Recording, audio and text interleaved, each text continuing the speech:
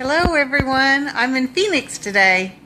I flew here yesterday, which took me about 22 hours to fly here from Abu Dhabi, but I'm here. Not quite awake yet today. Jet lag. Going tomorrow to get a vitamin drip. Have any of y'all done the vitamin drips? They're wonderful if you haven't done them. This is the first one I'm going to do to try to fight off the effects of jet lag, and hopefully it works. And I'm looking forward to seeing everyone that in Phoenix, and if you want to catch up or you want an appointment or anything while I'm here, make sure you message me and let's get it done. I'll be here for the month.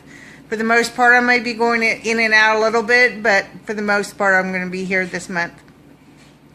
Anyway, tonight I wanted to come to you to talk to you about your passions. Let me introduce myself in case you don't know me. I'm Kelli Sappenfield. I'm a spiritual visionary and fifth generation metaphysician. And one of my passions is getting people to tune into what their passions are and make them a reality.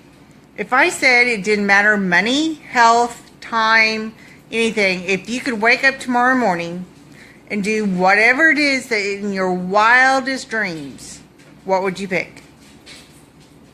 Would you pick to travel to a gorgeous island and sit your butt on a beach and do absolutely nothing except for enjoy the sun and the water? Would it be to paint a painting? Would it be to work on antique cars?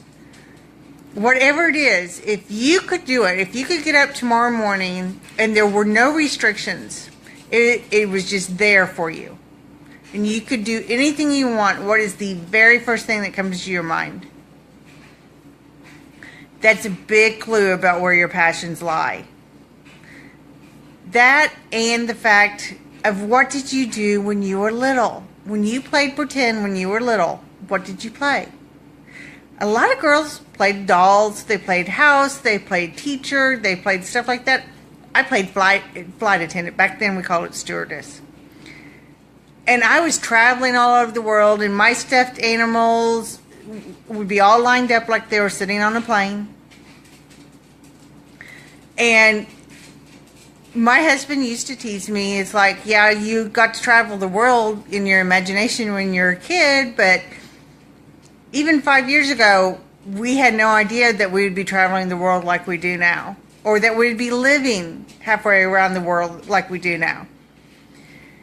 So you never know how spirit is going to come in and help you fulfill those passions. One of mine deep passions is traveling, seeing the world, seeing history, meeting people, getting to know new cultures. Love it.